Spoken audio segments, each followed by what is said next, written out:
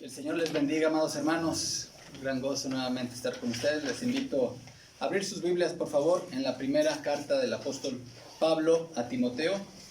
Primera Timoteo. Llegamos ahora al capítulo 5 y vamos a leer los versículos del 17 al 25. Primera Timoteo 5, del 17 al 25. Dice así la palabra del Señor. Los ancianos que gobiernan bien sean tenidos por dignos de doble honor, mayormente los que trabajan en predicar y en enseñar. Pues la Escritura dice, no pondrás bozal al buey que trilla, y digno es el obrero de su salario. Contra un anciano no admitas acusación, sino con 2 o 3 testigos. A los que persisten en pecar, repréndelos delante de todos, para que los demás también teman. Te encarezco delante de Dios y del Señor Jesucristo y de sus ángeles escogidos, que guardes estas cosas sin prejuicios, no haciendo nada con parcialidad. No impongas con ligereza las manos a ninguno, ni participes en pecados ajenos. Consérvate puro. Ya no bebas agua, sino usa un poco de vino por causa de tu estómago y de tus frecuentes enfermedades. Los pecados de algunos hombres se hacen patentes antes que ellos vengan a juicio, mas a otros se les descubren después. Asimismo, se hacen manifiestas las buenas obras, y las que son de otra manera no pueden permanecer ocultas. Señor, te damos gracias por tu palabra. Gracias por este mensaje que al leer ya hemos recibido, Señor. Que tu palabra fructifique en nuestro corazón. Te lo pedimos en el santo nombre de tu Hijo Jesucristo, nuestro Señor. Amén. Amén. Entre los problemas que tenía que atender Timoteo por encargo de Pablo, hermanos, estaba el de renovar el liderazgo. Recordemos cuál era el principal problema que había en la iglesia de Éfeso cuando se escribe esta epístola. La proliferación de falsos maestros. Ya lo había anunciado el apóstol Pablo cuando se reunió con los ancianos, con los pastores de la iglesia de Éfeso allá en Mileto. Eso está narrado en el libro de los Hechos. Y efectivamente eso ocurrió.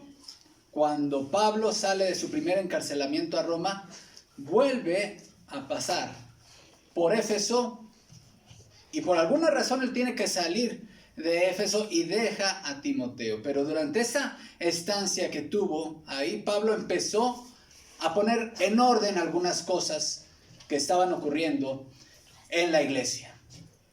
A Himeneo y Alejandro ya los había disciplinado y la disciplina había llegado incluso a la excomunión.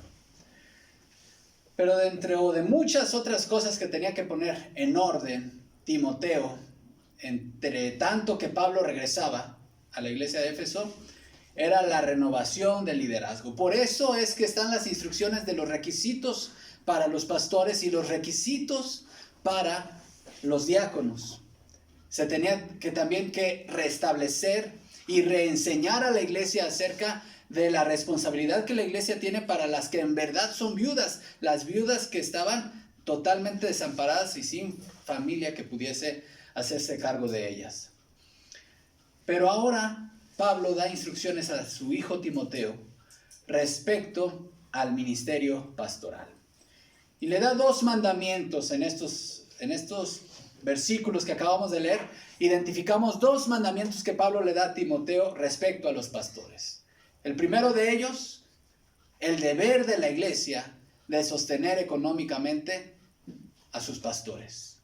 Y el segundo de ellos va en función de que la iglesia cuide y sea celosa de que los pastores que están al frente de la iglesia sean hombres de integridad. ¿Cómo debe de cuidar la integridad de los pastores la iglesia? Y vemos el primer punto, hermanos. Los pastores y su sostenimiento en los versículos 17 y 18. Dice así la palabra del Señor. Leo nuevamente. Los ancianos que gobiernan bien sean tenidos por dignos de doble honor, mayormente los que trabajan en predicar y en enseñar. Pues la Escritura dice, no pondrás bozal al buey que trilla, y digno es el obrero de su salario. El versículo 17 inicia los ancianos. Ahora, el uso que se le da a la palabra anciano, hermanos, en el Nuevo Testamento, nosotros sabemos que son dos usos. Uno para referirse a hombres de edad avanzada. Y también el otro uso, hermanos, que se le da es para referirse al cargo eclesiástico. Un sinónimo de pastores, pues. Sinónimo de pastores u obispos. Vemos el primer uso, hermanos, ya lo vimos en el primer versículo del capítulo 1, dice, no reprendas al anciano, sino exhórtale como a padre. ¿Cuál es el uso que se le da aquí a la palabra anciano, hermanos? Obviamente de una persona de edad avanzada. Lo vemos, ¿por qué? Por el contexto, porque después va a hablar de a los más jóvenes. Está hablando aquí de anciano en términos de edad. Pero el versículo que nos ocupa hoy, hermanos, el versículo 17, está hablando de ancianos en términos de un cargo eclesiástico, es decir, pastores. Está abriendo un nuevo tema referente a los pastores. El tema de las viudas ya quedó cerrado y a partir de este versículo empieza a hablar de los pastores. Pues aquí entiéndase pues como ancianos los pastores. Dice aquí, el versículo 17, sigo leyendo. Los ancianos que gobiernan bien.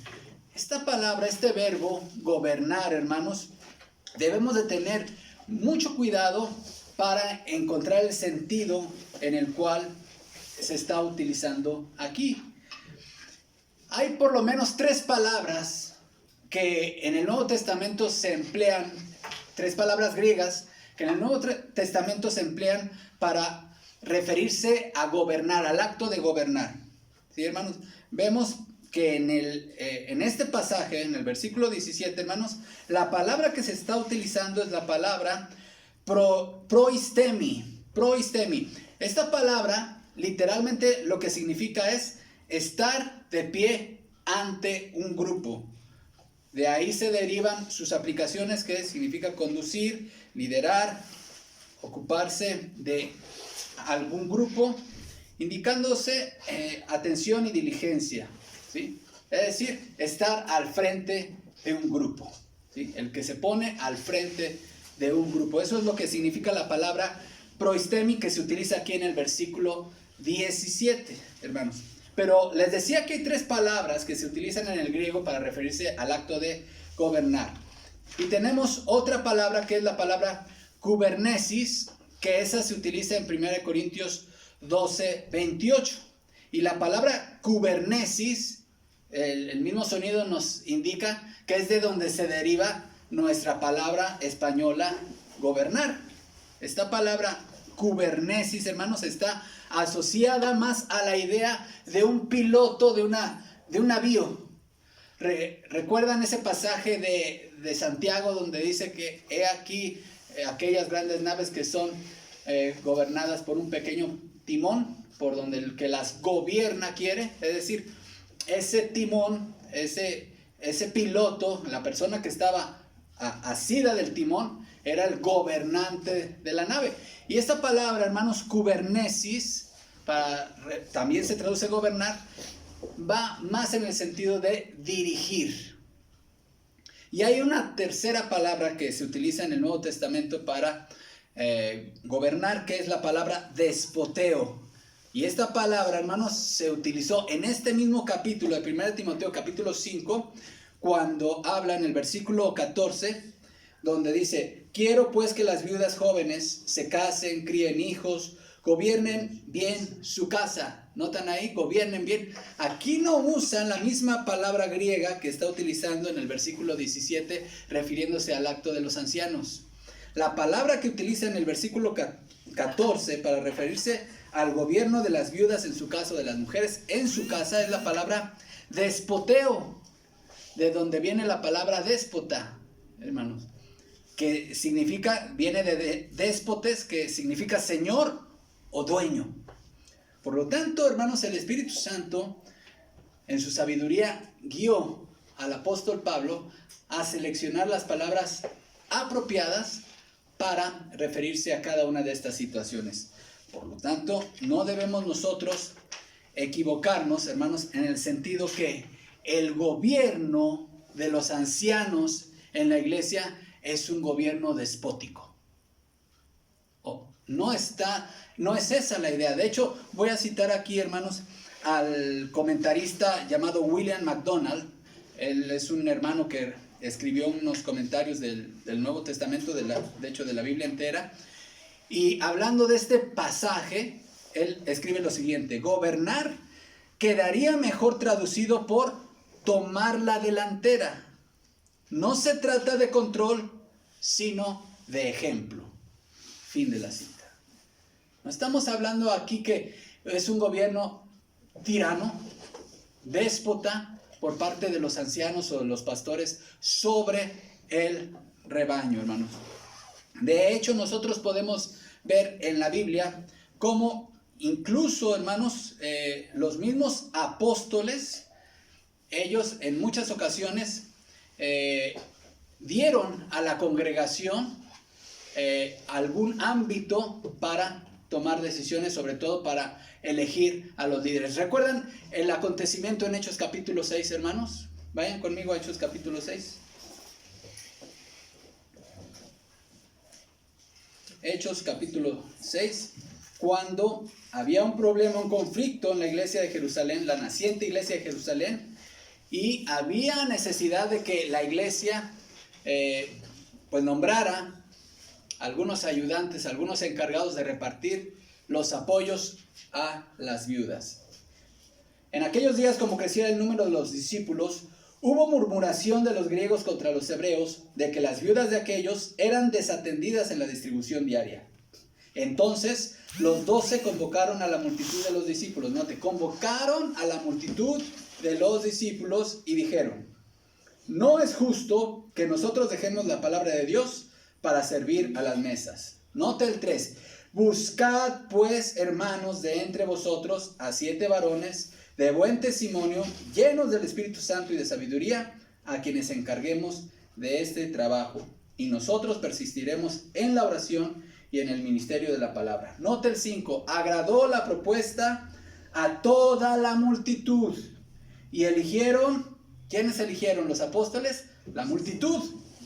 Eligió a Esteban, varón lleno de fe, del Espíritu Santo, a Felipe, a Prócoro, a Nicanor, a Timón, a Parmenas y a Nicolás, prosélito de Antioquía, a los cuales, ahora sí, presentaron ante los apóstoles, quienes orando les impusieron las manos.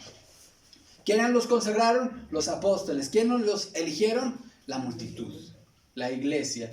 Por lo tanto, ellos bien pudieron haber tomado la decisión de forma entre los 12, haber llegado a un acuerdo. Sin embargo, aquí vemos cómo ni aún los mismos apóstoles tuvieron un gobierno despótico ante la iglesia.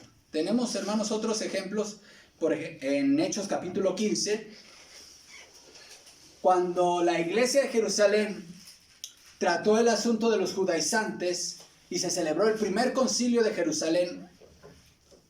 La resolución por escrito que se iba a mandar a todas las iglesias, hermanos, iba a ser llevada por manos de hermanos que fueron nombrados por toda la iglesia. Hechos capítulo 15, versículo 22. Entonces pareció bien a los apóstoles. Note los tres niveles de personas al interior de la iglesia. Pareció bien a los apóstoles y a los ancianos, ¿con qué? Con toda la iglesia, elegir de entre ellos varones y enviarlos a Antioquía con Pablo y Bernabé, a Judas, que tenía por sobrenombre Barsabás, y a Silas, varones principales entre los hermanos.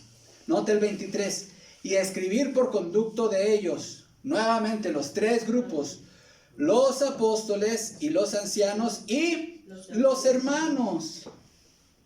Es decir, la iglesia estaba activamente participando justamente junto con los apóstoles, obviamente bajo el liderazgo y bajo la conducción del liderazgo de los apóstoles y los ancianos, pero no estaba excluida la congregación. Hermanos, vemos otro ejemplo también aquí cómo la decisión de excomulgar a aquel inmoral en la iglesia de Corinto debía ser una decisión de toda la iglesia. Vamos a 1 Corintios capítulo 5.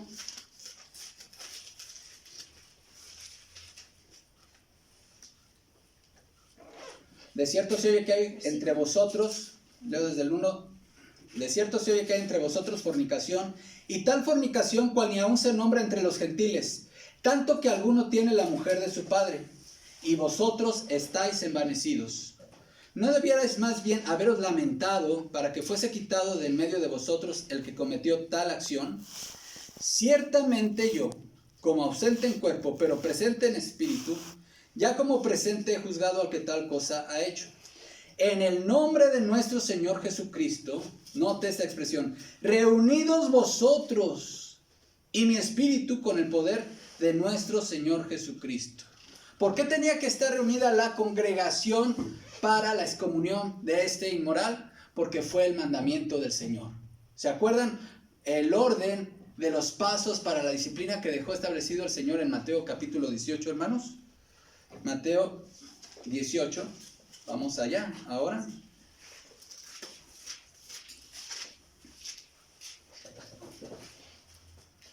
Por tanto, si tu hermano peca contra ti, ve y repréndele estando tú y él solos. Ese es el primer paso. Segundo paso, si te oyere, has ganado a tu hermano y ahí queda la disciplina, no tiene que ir más allá. Mas si no te oyere, toma aún contigo a 1 o 2, para que en boca de 2 o 3 testigos conste toda palabra. Ese es el segundo paso de la disciplina eclesiástica. Si no los oyere a ellos, dilo, ¿a quién? A la iglesia, a la asamblea. Aquí no está diciendo dilo a los ancianos, dilo a los líderes, dilo a la iglesia. Si no oyere a la iglesia, tenle por gentil y publicano. Es decir, la excomunión de alguien que ya se le amonestó en privado, ya se le amonestó con 2 o 3 testigos, tiene que proceder ahora la decisión de la asamblea reunida. Y eso es lo que está diciendo el apóstol Pablo en 1 Corintios capítulo 5 acerca de cómo debe procederse con este hombre que tenía la mujer de su padre. Vemos otro ejemplo en 1 Corintios capítulo 16. 1 Corintios 16. Cuando Pablo está recolectando esta ofrenda para los pobres en Jerusalén, él está ordenando aquí que la iglesia nombre a los delegados a través de los cuales ellos iban a entregar esta ofrenda. 16:3 de 1 Corintios. Y cuando haya llegado a quienes hubierais designado por carta, a estos enviaré para que lleven vuestro donativo a Jerusalén. ¿Sí? ¿Quién tenía que designar a estos delegados por carta? La iglesia. La iglesia. Por lo tanto, hermanos, vemos que el gobierno al que se refiere aquí en 1 Timoteo, capítulo 5, hermanos, no es un gobierno absolutista. De hecho, hermanos, desde la época de Aristóteles con su república, gobernar nunca ha significado concentrar el poder en una sola persona o en una sola instancia, ¿no? En nuestro sistema mexicano, hermanos, el jefe del ejecutivo, el jefe de gobierno, ¿sí? Él no puede legislar. Existe un poder que se encarga de esa tarea. Él no puede impartir justicia. Hay otro poder encargado de esa tarea. Sin embargo, gobierna. ¿Sí? Sin embargo, el presidente de México gobierna. Es decir, aplicando todos los programas y con todas las atribuciones que la Constitución le da. Por lo tanto, hermanos, el gobierno que aquí habla, los ancianos, cuando dice los ancianos que gobiernan bien, es los ancianos que liderean bien. ¿Sí? Ahora, ¿de qué manera, hermanos, los pastores ejercen este gobierno? El gobierno y la autoridad gobernante de los pastores está ligada a su función de predicar y enseñar. Hermanos, cuando los pastores predican la palabra, enseñan la palabra, exhortan con la palabra, están gobernando, liderando a la iglesia con la palabra de Dios. La autoridad no está en la persona del hombre, está en la palabra. Y en todo caso, hermanos, la autoridad estará en el hombre en la medida que el hombre permanezca en la palabra. Permanezca en la palabra. Por lo tanto, como ya hemos dicho, hermanos, el liderazgo que vemos en el modelo de los apóstoles y que vemos en el modelo del Antiguo Testamento no es un liderazgo despótico. Aquí también me gustaría citar en este sentido, hablando de la participación de la congregación en la elección de sus funcionarios, al comentario de Jamieson, Fawcett y Brown. Yo les he mencionado de estos tres autores que escribieron este comentario, hermanos. El hermano Robert Jamieson fue ministro de la iglesia de San Pablo en Glasgow, Escocia. Andrew Fawcett fue rector de la iglesia de St. Cuthbert en York. Y David Brown fue ministro de la Iglesia Libre de Escocia y profesor de teología. Bueno, en su comentario, ellos dicen lo siguiente: los diáconos eran escogidos por voto del pueblo. Y aquí cita un escrito de Cipriano en su epístola 2:15. Cipriano fue uno de los primeros maestros bíblicos de la época conocida como patrística, o sea, de los padres de la iglesia. Bueno, Cipriano dice lo siguiente: dice que los buenos obispos nunca dejaron la buena costumbre antigua de consultar al pueblo. Los diáconos corresponden con los chazán de la sinagoga, los ministros asistentes o coadjutores subordinados del presbiterio, como lo era Timoteo mismo a Pablo y Juan Marcos. Su deber consistía en leer las escrituras en la iglesia, instruir a los catecúmenos en las verdades cristianas y ayudar a los presbíteros en la impartición de la cena del Señor, recibir las ofrendas, predicar y enseñar. Así como el chazán cubría y abría el arca en la sinagoga donde estaba el libro de la ley, así el diácono en las iglesias antiguas ponía el mantel en la mesa de la comunión.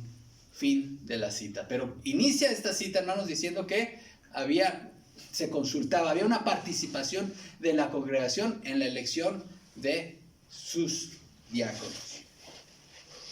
Ahora, hermanos, para que esta participación congregacional sea lo más apegada a la voluntad del Señor, se requiere de que los miembros que participan en estas elecciones sean gente en plena comunión con Dios. ¿Y cómo garantizamos eso, hermanos? Aplicando mecanismos de disciplina eclesiástica cuando hay pecado.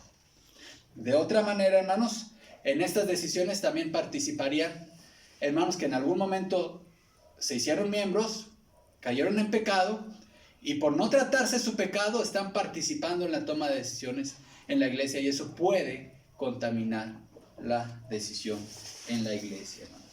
Pero a pesar de todo lo dicho hasta ahorita, hermanos, vemos que la palabra de Dios sí le asigna a los pastores un nivel de autoridad en la iglesia. Un nivel que, como ya dije, está ligado a su ministerio de enseñanza y predicación. Y de hecho, la palabra de Dios también ordena a las iglesias que muestren sujeción a sus pastores. Hebreos 13:17, hermanos. Hebreos 13:17. Obedeced a vuestros pastores y sujetaos a ellos, porque ellos velan por vuestras almas como quienes han de dar cuenta, para que lo hagan con alegría y no quejándose, porque esto no es provechoso. Vemos también, hermanos, aquí en 1 Pedro 5:5. Aquí Pedro, en su epístola, dijo: obedeced a vuestros pastores y sujetaos a ellos. Pero también vemos aquí en 1 Pedro 5:5. Igualmente, jóvenes, estad sujetos a los ancianos y todos sumisos unos a otros, revestidos de humildad, porque Dios resiste a los soberbios y da gracia a los humildes. Le está instruyendo a los jóvenes ¿a qué? A que se sujeten a los ancianos. Pero también a los ancianos, hermanos, la Biblia tiene una palabra de advertencia. Que no se enseñoren de la gracia. De hecho, si seguimos nosotros, cuando vemos nosotros aquí en este mismo pasaje, hermanos, de 1 Pedro, capítulo 5, el versículo 3 tiene una advertencia para aquellos que son pastores, están al frente de la iglesia. Leo desde el 2. Apacentad la grey de Dios que está entre vosotros, cuidando de ella, no por fuerza. Noten los verbos que utiliza. Apacentad y cuidando de ella, no por fuerza, sino voluntariamente, no por ganancia deshonesta, sino con ánimo pronto. Nota el 3, no como teniendo señorío, es decir, no sean déspotas, no siendo déspotas sobre los que están a vuestro cuidado, sino siendo ejemplos de la ley. Hay muchas formas de ejercer el liderazgo pastoral en una iglesia, hermanos. Decir, por esto lo tienen que hacer porque yo soy el pastor. O simplemente por el ejemplo que da. Es una gran responsabilidad para los pastores. Siempre la palabra de Dios, que cuando hace referencia al liderazgo pastoral, lo hace en referencia a su ejemplo, a su liderazgo basado en el ejemplo, no en su posición. Con todo lo que hemos dicho, hermanos, el sentido, regresamos a 1 Timoteo capítulo 5. Dice aquí, versículo 17, los ancianos que gobiernan bien. El énfasis es aquí, la palabra bien es excelente. Los que lo hacen con excelencia, con esmero. ¿Qué hay que hacer con ellos? Dice, sean tenidos por dignos de doble honor. La palabra honor, ya lo vimos cuando vimos la palabra, esta misma palabra con las viudas. ¿Se acuerdan? Honra a las viudas que en verdad lo son. Es una palabra muy amplia.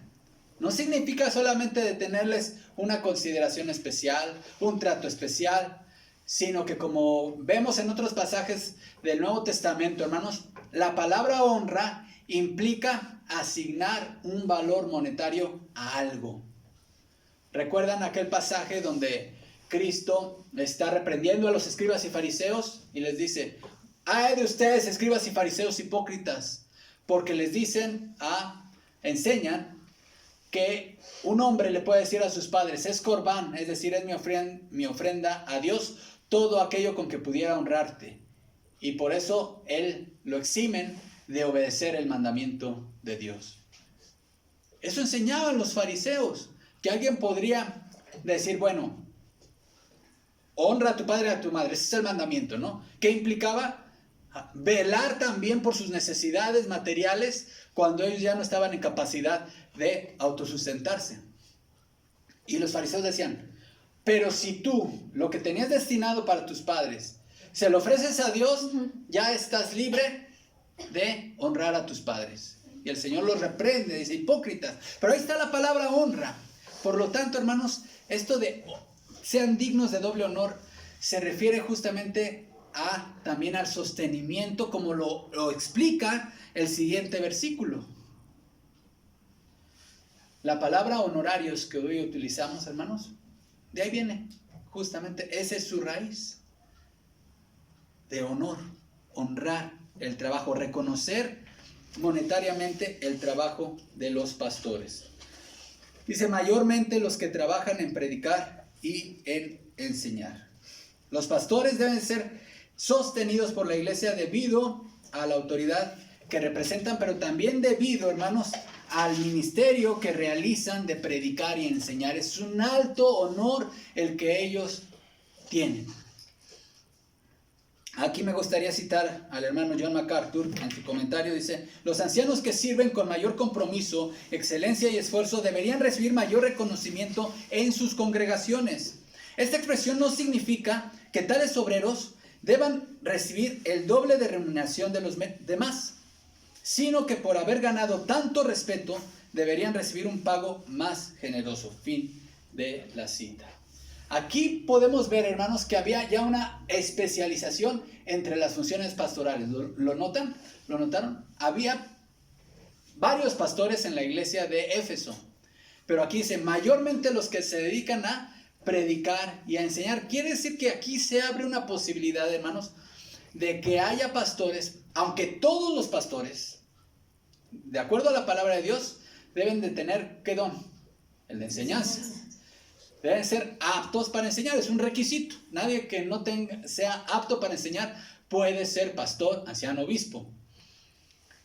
Entonces, aunque todos enseñan y todos predican, hay unos que son, como lo dice en la carta a los Efesios, pastores maestros, cuya especialización, su área de enfoque es la predicación y la enseñanza. Y para eso, hermanos, se requiere mucho tiempo para preparar mensajes, para preparar clases. Se requiere de una carga es una carga de trabajo extenuante, hermanos, y ahí la iglesia debe poner mucha atención. Había otros pastores, insisto, que aunque enseñaban, su enfoque podría ser que estaba en la consejería, podría ser que estaba en el evangelismo, como era el caso de Timoteo, que era evangelista también, ¿sí?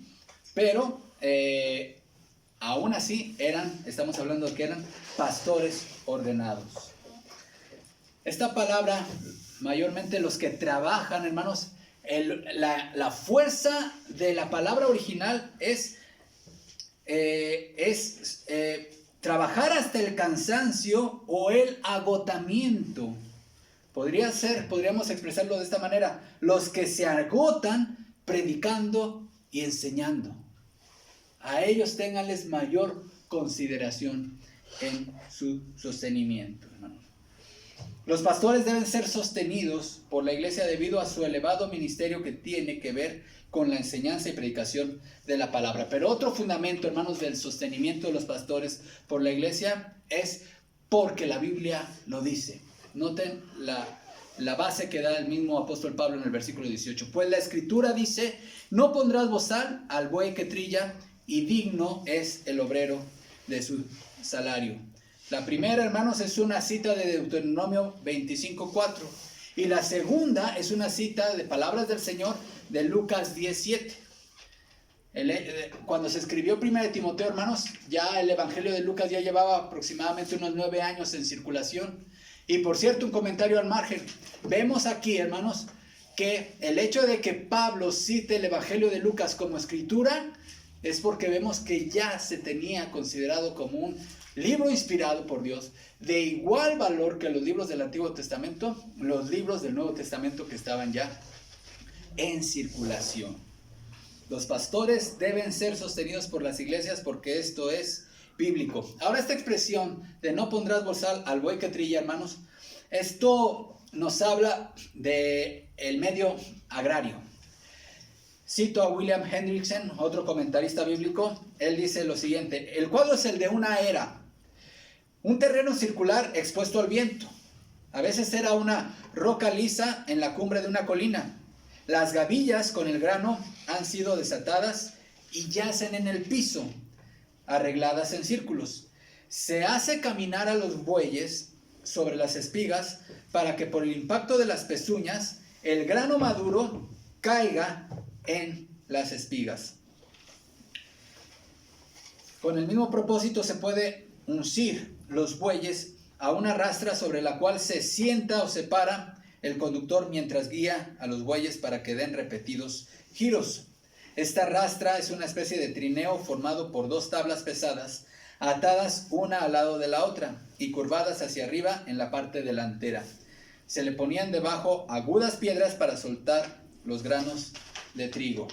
Ahora bien, los crueles paganos a veces le ponían bozal a los bueyes cuando trillaban. ¿Con qué finalidad lo harían? Pues para que no se comieran lo que caía del grano y ellos pudieran vender más. Bueno, pero ese es comentario mío. Vuelvo a la cita. Pero Jehová había prohibido claramente a Israel que hicieran esto.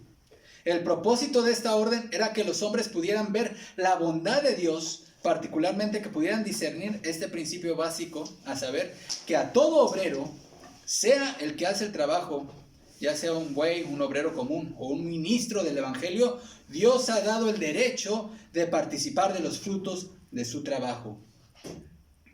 El contexto, de hecho, de Deuteronomio tiene que ver con los hombres, no con los animales. En el caso presente, esto significa que los que anuncian el Evangelio vivan del Evangelio. Fin de la cita de William Hendrickson. Hermanos, quiero aclarar que no estoy pidiendo para mí. Gracias a Dios, el Señor nos ha provisto de fuentes de ingreso. Esto, hermanos, es un privilegio para las iglesias. Estamos simplemente exponiendo lo que la palabra de Dios dice en este pasaje. A los predicadores no nos motiva, los verdaderos siervos de Dios no nos motiva el incentivo económico y mucho menos ponemos tarifas. Aquel que ponga tarifas es un falso predicador del Evangelio. O predica otro mensaje, pero no a Cristo. La palabra honrar, hermanos, tiene un sentido muy amplio. Y aquí preguntémonos, hermanos, ¿de qué manera estamos como iglesia honrando a nuestros líderes? Varias maneras de cómo podemos honrar a los líderes: amándolos, amando a tus líderes, orando por ellos, estando pendientes de sus enfermedades. Los pastores también se enferman. Y necesidades materiales, dándole tiempo para preparar sus sermones y enseñanzas. Son formas prácticas de cómo podemos honrar a los líderes. Pero los siguientes versículos, hermanos, este es el primer mandamiento que Timoteo debería cumplir: instruir a la iglesia en el sostenimiento de los pastores. Pero el siguiente mandamiento tiene que ver con la integridad, hermanos, y leo del versículo 19. Contra un anciano no admitas acusación, sino con 2 o 3 testigos. En primer lugar, la integridad de los pastores debe ser protegida. Note cómo aquí dice: contra un anciano no admitas acusación, sino con 2 o 3 testigos. Normalmente, hermanos, las personas en cualquier organización, las personas que están en autoridad es mucho más probable que sean blancos de señalamientos y de críticas con respecto a su trabajo. Y también en las iglesias, hermanos, es fácil que los pastores generen incomodidad en diversas personas en la iglesia debido a la enseñanza que dan, a su predicación, a la exhortación y a decisiones.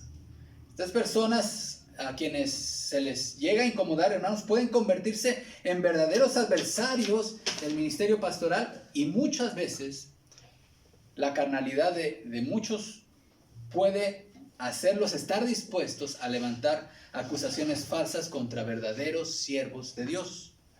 Esta es la razón por la cual la iglesia debe proteger la integridad de los pastores, no aceptando como verdadera una acusación que no cuente con el testimonio de 2 o 3 testigos. Cito a otro comentarista, William Berkeley: es un hecho indudable que este mundo sería mucho más feliz, y la iglesia también, si las personas se dieran cuenta de que no es menos que un pecado el difundir historias de cuya verdad no se está seguro. La charla irresponsable, crítica y maliciosa causa un daño infinito y un infinito dolor de corazón, y tal práctica no puede seguir indefinidamente sin recibir el castigo de Dios. Fin de la cita. Por lo tanto, hermanos, cuando se señala a algún o alguien trae alguna acusación contra un pastor, no puede tomarse de primera instancia, sino que debe haber una suma de testimonios que avalen que eso efectivamente es verdad. Y como vamos a ver más adelante, puede ser, y ha sucedido, hermanos, que no es falsedad, sino que es verdad la acusación. Sigue diciendo en el versículo 20: a los que persisten en pecar. ¿De quién está hablando? De los pastores. Aquellos que son acusados, se les demuestra no hay arrepentimiento. A los que persisten en pecar, ¿qué tenía que hacer Timoteo? Repréndelos delante de todos para que los demás también teman. Este es un segundo principio respecto a la integridad. Ya vimos, la integridad de los pastores debe ser protegida, pero la integridad de los pastores también debe de ser exigida a ellos. No puede haber un pastor sin integridad, hermanos. Y la exigencia de integridad viene desde que se está considerando como candidato a alguien al pastorado de una iglesia. Pero ahí no termina, hermanos. La iglesia debe seguir exigiendo integridad pastoral durante el ejercicio del ministerio de los pastores. Y cuando algún pastor es descalificado en el ejercicio de su pastorado, y como aquí dice, persiste en pecar, la acción es que el resto del cuerpo pastoral que haga, los reprenda. Pero note aquí, el hecho de que diga delante de todos, hermanos, puede significar, o que sea delante de toda la congregación, o delante de todo el resto de cuerpo pastoral, para que los demás pastores también teman, ¿no? Sepan que esto es serio, hermanos. Vemos la siguiente expresión, versículo 17, 21 al 23. Te encarezco delante de Dios y del Señor Jesucristo y de sus ángeles escogidos que guardes estas cosas sin prejuicios, no haciendo nada con parcialidad.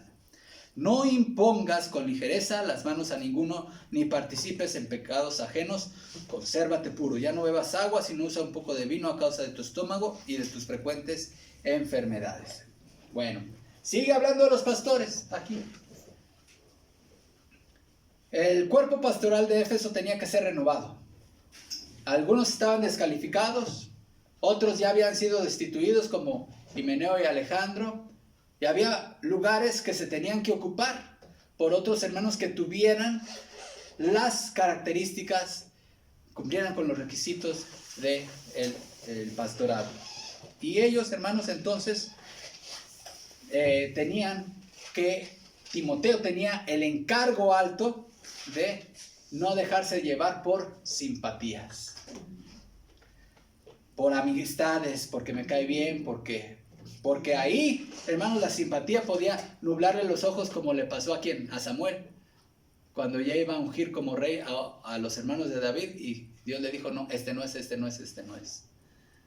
Él dice, no hagas nada, ¿sí?, con parcialidad, pero tampoco no con prejuicios, porque también puede ser lo contrario, ¿no? Alguno que estaba calificado y porque ya se tenía algún tipo de prejuicio y podía tomarse esa decisión de manera equivocada, hermanos. Pero vemos otro principio otro mandamiento respecto a los pastores. Por eso el mandamiento en el versículo 22, antes de terminar con este punto de que la integridad tiene que ser reconocida, hermanos, es porque aquellos que iban a ser ordenados, por eso dice, no impongas con ligereza las manos a ninguno, tenían que ser seleccionados cuidadosamente. Si ya te di los requisitos para ser pastor, básate en ellos. Pero el último punto, hermanos, la integridad debe ser probada. Los pecados, versículo 24, los pecados de algunos hombres se hacen patentes antes que ellos vengan a juicio, mas a otros se les descubren después. Asimismo, se hacen manifiestas las buenas obras y las que son de otra manera no pueden permanecer ocultas. El juicio eclesiástico es la prueba, hermanos, de integridad de la iglesia, pero muchas veces ocurre lo siguiente, y esto ocurre muy frecuentemente, cuando algún líder es señalado con una falta, y esto es verdad, y las pruebas son evidentes, muchas veces el líder mismo admite y dice, hermano, yo me voy. Ese es el caso que está diciendo aquí. Los pecados de algunos hombres se hacen patentes antes que ellos vengan a juicio. Es decir, ya no hubo necesidad ni siquiera de tratarlo, ¿no? Porque dijo, sí, pequé, me equivoqué, sea que no haya arrepentimiento. Lo correcto es que esa persona se ha sometido a la disciplina, se arrepiente, se le llama el arrepentimiento. Por supuesto que no es restituido al ministerio pastoral, pero puede ser restituido si se arrepiente a la comunión de la iglesia. Pero esto es antes que ellos vengan a juicio. Pero muchas veces la sagacidad de algunas personas es tan grande que en el juicio eclesiástico salen absueltos. Y después de esto se hace patente que sí había verdad en la acusación que se le había hecho. Es decir, los pecados de algunos hombres se hacen patentes antes que ellos vengan a juicio, mas a otros se les descubren después de qué, después del juicio. Asimismo se hacen manifiestas las buenas obras, y las que son de otra manera no pueden permanecer ocultas. Es decir, también, hermanos, la inocencia en muchas ocasiones se demostrará y confirmará antes de que el caso sea tratado a nivel de iglesia.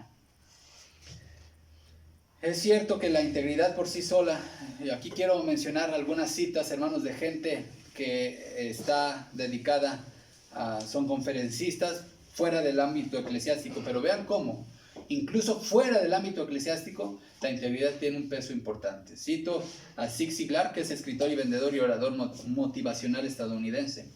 Es cierto que la integridad por sí sola no te convertirá en un líder, pero sin integridad nunca serás uno.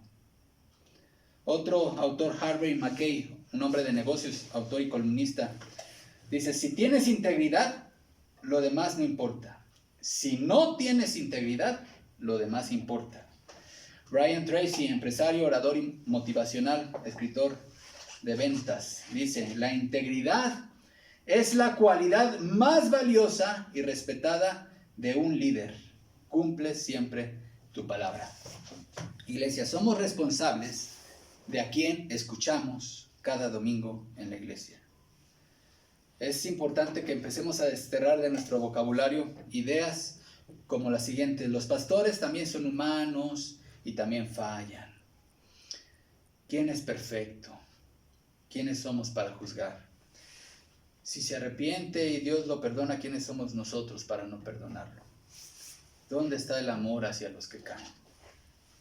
Pero, hermanos, recordemos que tanto en un plano individual, y todos también tenemos un ámbito de liderazgo, en lo familiar, en lo laboral, hermanos. Sí, en nuestra clase de escuela dominical, ahí somos líderes. En nuestro vecindario debemos de ser hombres y mujeres de integridad. Les invito a orar. Padre, gracias por tu palabra. Sostén a tus líderes en tus iglesias, Señor. Guárdalos en integridad y ayúdanos como iglesia, Señor, a buscar siempre el liderazgo íntegro que nos pastoree y que nos lidere. En Cristo Jesús oramos. Amén. Dios les bendiga.